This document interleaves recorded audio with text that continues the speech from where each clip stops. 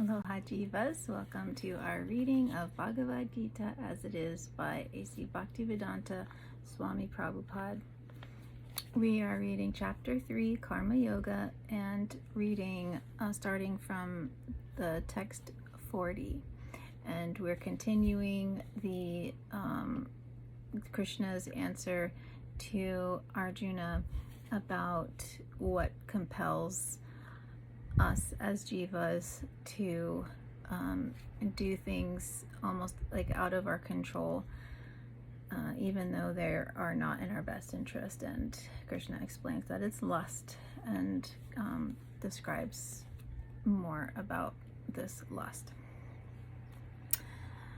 Text 40.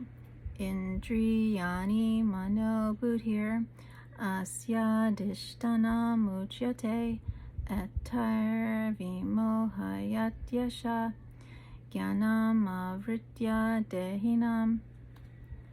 The senses, the mind, and the intelligence are the sitting places of this lust, which veils the real knowledge of the living entity and bewilders him.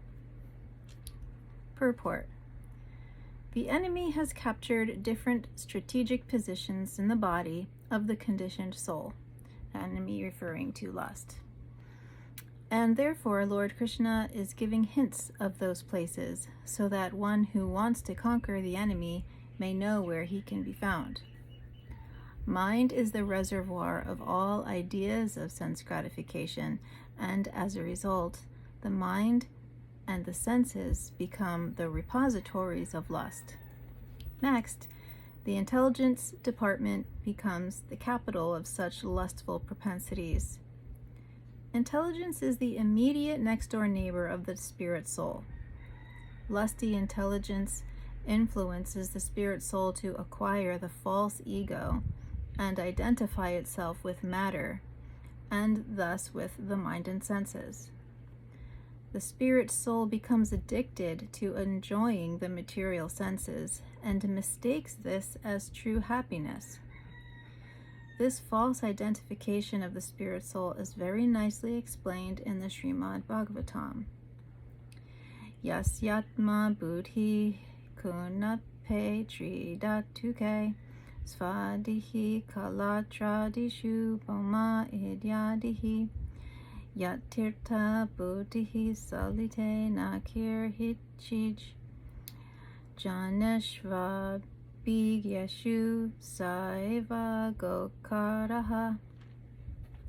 Translated as, quote, a human being who identifies this body made of three elements with his self, who considers the byproducts of the body to be his kinsmen, who considers the land of birth as worshipable, and who goes to the place of pilgrimage simply to take a bath rather than meet men of transcendental knowledge there, is to be considered as an ass or a cow. So that last sentence is saying, like, if you are just identifying yourself as this body and you know, you're so nationalistic, like that, like those are the priorities in your life, and rather than going to sacred places to have the darshan or the community with spiritual teachers, because in India those holy places are oftentimes along the holy rivers, but even so, and so those holy rivers and waters are, you know, people go in and they bathe. Some people are going to just bathe the physical body, and others are going to like bathe and cleanse their spirit, and so this is also like these sacred places are where like holy and like sages and renunciates live in these sacred places. So if you're not going there to take advantage of their teachings, and then you're just like any other animal. That's why it compared those people to an ass or a cow. Okay, text 41. Tasmat tvam indriyan yado niyamya bharatarshaba papmanam prajahi hyanam jnana vijnana nashanam.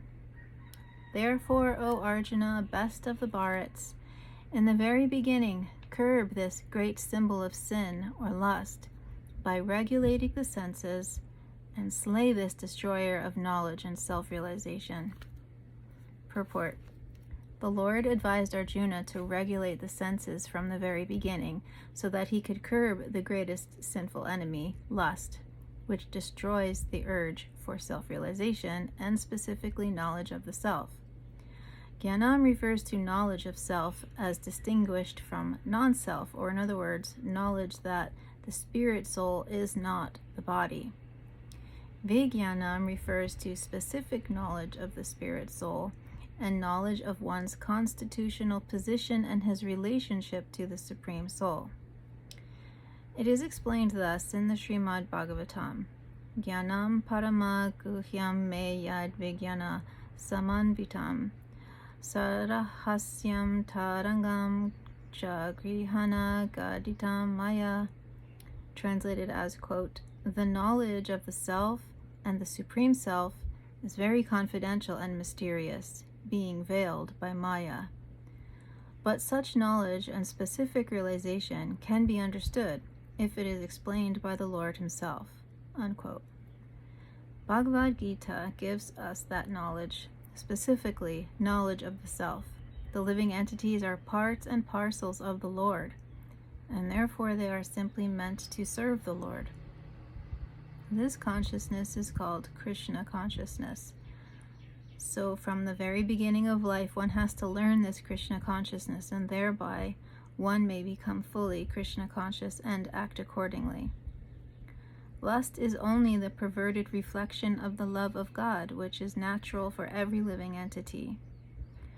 But if one is educated in Krishna consciousness from the very beginning, that natural love of God cannot deteriorate into lust. When love of God deteriorates into lust, it is very difficult to return to the normal condition. Nonetheless, Krishna consciousness is so powerful that even a late beginner can become a lover of God by following the regulative principles of devotional service. So from any stage of life, or from the time of understanding its urgency, one can begin regulating the senses in Krishna consciousness, devotional service of the Lord, and turn the lust into love of Godhead, the highest perfectional stage of human life.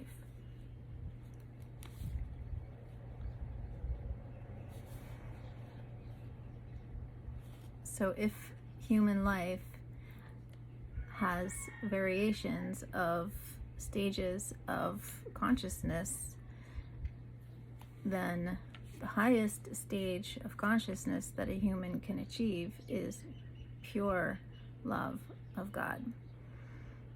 Not, oh God, please help me. If you do this for me, I swear I'll never blah, blah, blah, whatever. Or God, please, God, please. It's like, instead of the constant prayer requests, try just loving God, appreciating God, giving what you have to God.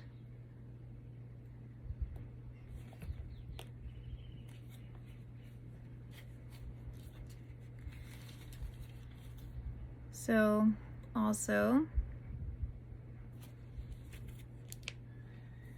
I guess they say, or Krishna says here, the earlier you start, the better off you are.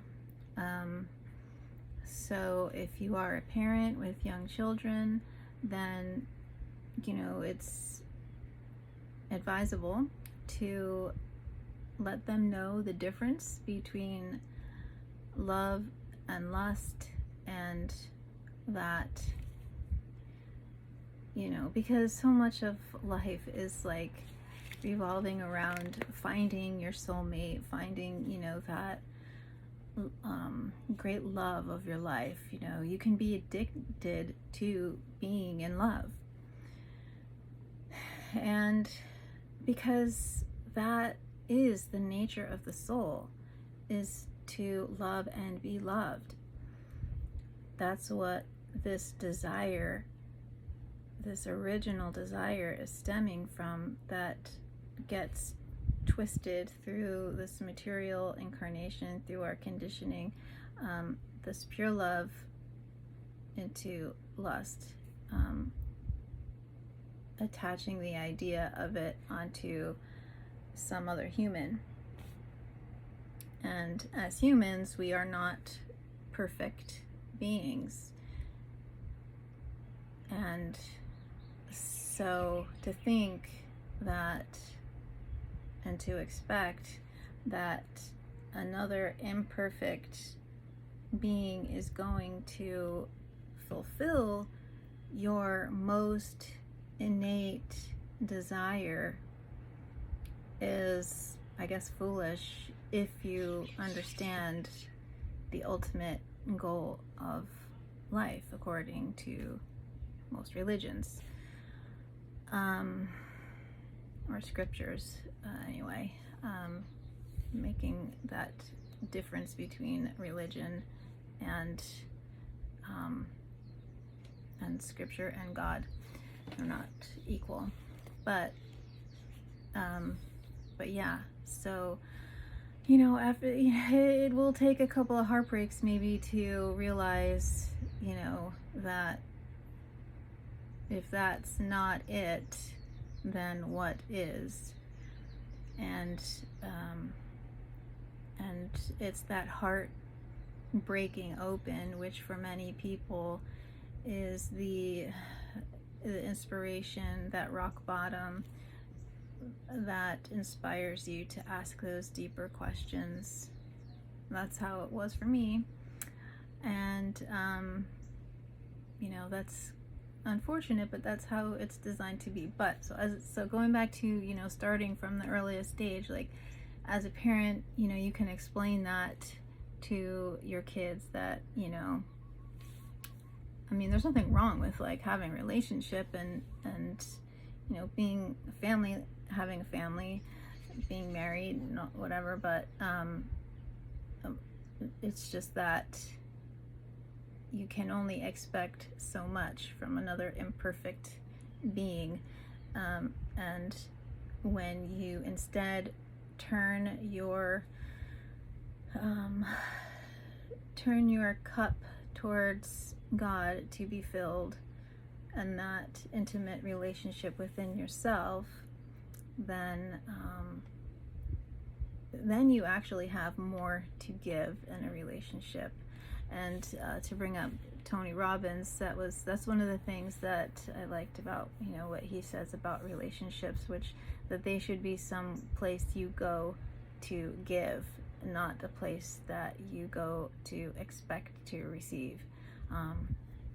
So that's a hard lesson to learn, and something that I'm still working on, and I'm sure many of you are as well. And that's why we're here. We are here to purify and cleanse and really come to understand Krishna consciousness and pure love. And I hope you're having a great day. I'm going to finish here, and I'll see you tomorrow or next time. Have an awesome day. Hare Krishna.